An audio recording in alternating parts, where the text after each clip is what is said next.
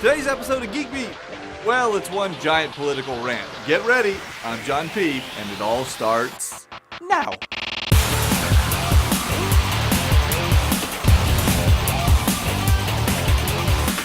Today's episode is brought to you by Netflix.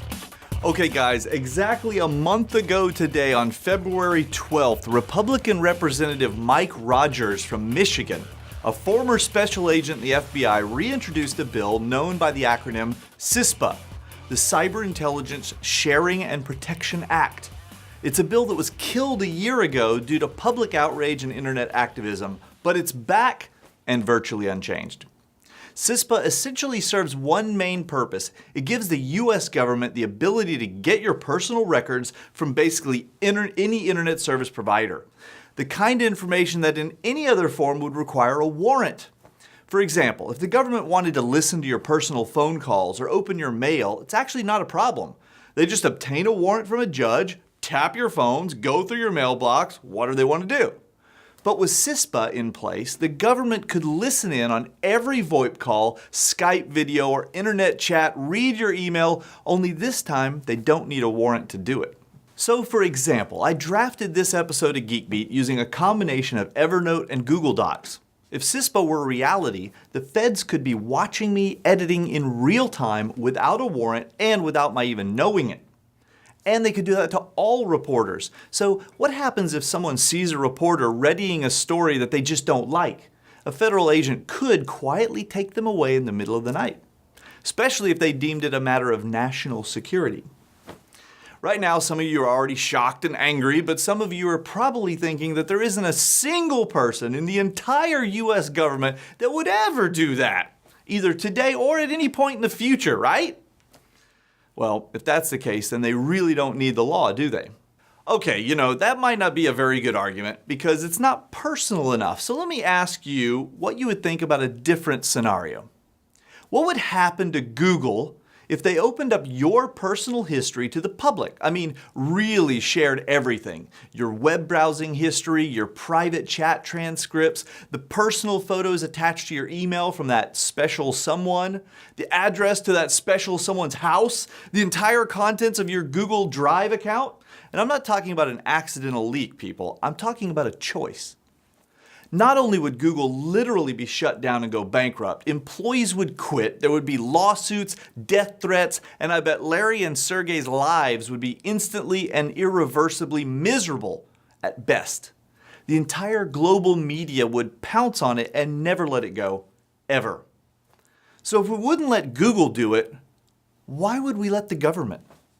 To put it in perspective, there are about 800,000 local law enforcement officers in the US and another 120,000 federal agents.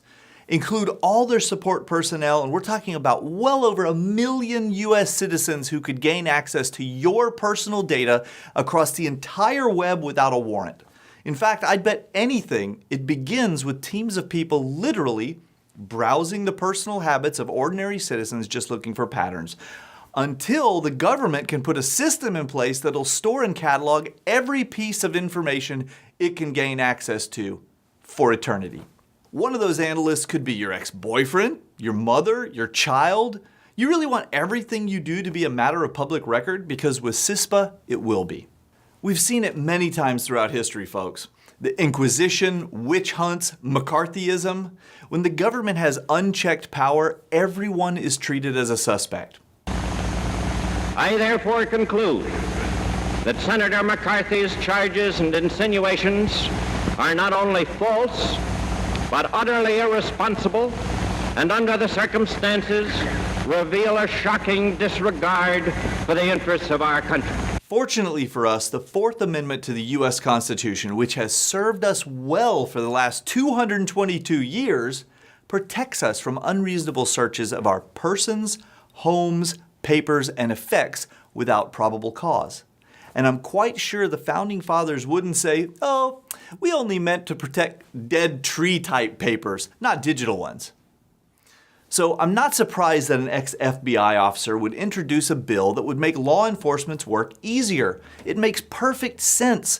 Of course their job is hard, and of course they want it to be easier. We all have jobs that would benefit from being easier, but their job is hard for a reason. Because justice demands it. Police don't have the right to beat a confession out of you, or to force you to implicate yourself, or to entrap you, or to spy on you, not without a reason deemed valid by a judge who's willing to sign a warrant. Freedom is a fragile and delicate thing. It's also the most precious gift we have to pass on to future generations, much more valuable than security. So let's not trade one for the other. On a lighter note, have you guys watched House of Cards on Netflix yet? It's a series about the wheelings and dealings of a morally liberal senator and his wife in Washington, D.C. Kevin Spacey's the star of the show, and it's absolutely amazing. And it ought to be. Netflix spent $100 million producing 2 seasons worth of episodes. Callie's already finished, and I'm still in the middle of the season. So anyway, House of Cards alone is a good reason to give Netflix a try, especially when you can get a free 30-day trial by visiting netflix.com/GeekBeat. Let me know what you think of House of Cards on Twitter or Google+, or you can let me know if you agree or disagree with me on this whole CISPA thing. I'll be waiting to find out what you think either way. Take care. Okay, people. Just so that you know, Callie is directing me from offset to tell you to go to geekbeat.tv/Japan because our coverage live from Japan starts next week. And we apparently will be aggregating it all right there. It'll be going up as it happens.